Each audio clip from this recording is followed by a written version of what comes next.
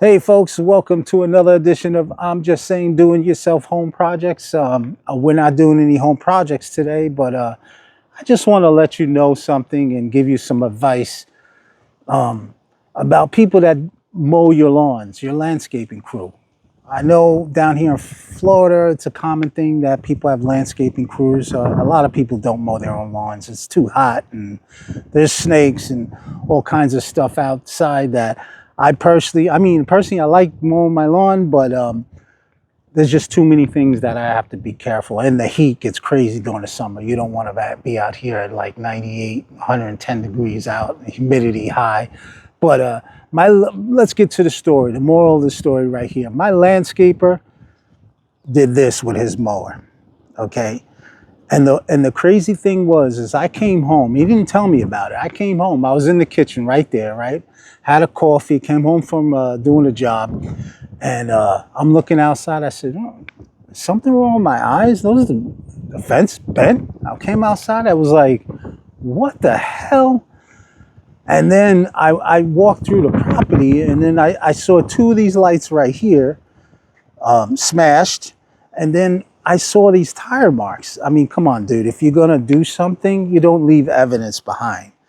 Tire marks on my pavers, travertine pavers. If anybody knows anything about stone, this stuff's not cheap, okay? That right there should never. The moral of the story is this guy had no experience, okay? I should have vetted him a little bit, but just like all the landscaper guys, everybody thinks, it's only landscaping. What can happen how much damage can a landscaper do? Well, the truth of the matter is, this little section right there of fencing, I had somebody come out and give me an estimate for it. That's $800 right there for that little piece of fencing. These two little lights over here, I can't just go out and buy the bracket separately. You have to buy the whole lighting housing. It's $37 a piece, okay? On the other side, the same thing. There was one light over there that was ran over with his lawnmower, okay?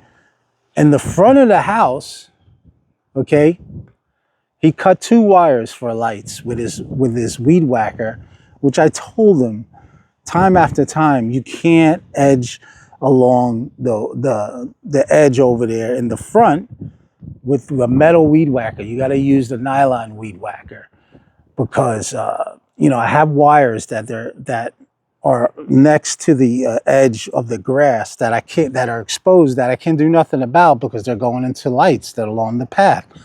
So you have to be careful. Now, if you hit it with the nylon, that's fine. Nothing's going to happen. But this dummy took his metal weed whacker and cut two wires on the front there. I'll show you something else that he did. This guy had a bad day. And his bad day turned into my bad day because I'm going to probably end up paying for a lot of this stuff. I mean, he said he was going to come back and fix it. I told him I don't want him on my property ever again. But he said I'll send somebody over there. Same thing with this gate. Now, this gate, I was watching him through the camera. If you guys see the camera over there, I got everything. This camera's all around his house, right? So what he was doing was the gate was closed like this. He took his mower, instead of getting off the mower and pushing the gate and putting something to hold it open, he just rammed his mower. You can see it's bent right there, right? He just rammed his mower, boom, right into the gate. And now the hinges, look at the hinges on this thing now. Now the hinges are all screwed up. And I confronted him about that too. You know what he said to me? Oh, there was a bunch of holes in that thing already. I'm like, who cares if there was a bunch of holes? It doesn't give you the right to ram your lawnmower. You think that's really going to make it better? Come on, good dude. I mean, that right there just tilted the scale. I mean, so now I have to get that fence fixed, which is really, I mean, the other one's worse, but I mean, look at the difference. It's all screwed up. And this is bent. This has yellow paint on it. This guy left a lot of evidence. If you were a good criminal, I should say, you would not leave it. You should try to at least clean up the tire marks on the pavers. bend that back in shape. There's nothing you can do about that other fence over here. That is just totally out of control right there.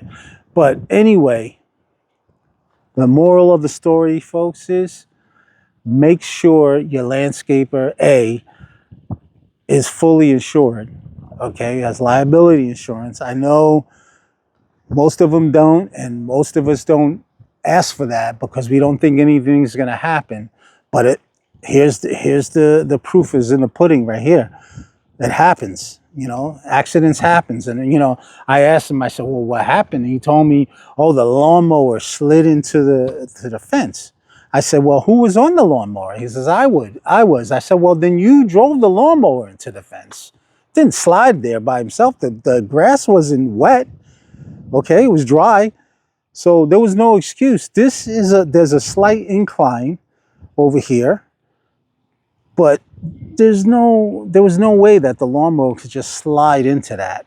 All right, you ran into it. So, like I said, the moral of the story is make sure he has insurance, and they have at least 2 years of experience. Because, I mean, yes, I know everyone thinks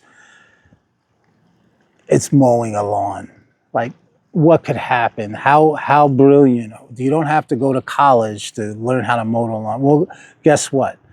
There's people's property involved here. A rock could have shot out of that machine and, you know, went through a window, hit somebody. These are impact windows. They're not gonna. But I'm giving examples. Like, the people, you know, there's experience landscapers, and then there's people that just go out and they buy a mower and, you know, they start mowing people's lawns, and they think, oh, this is great. You don't need any education. You don't need any experience.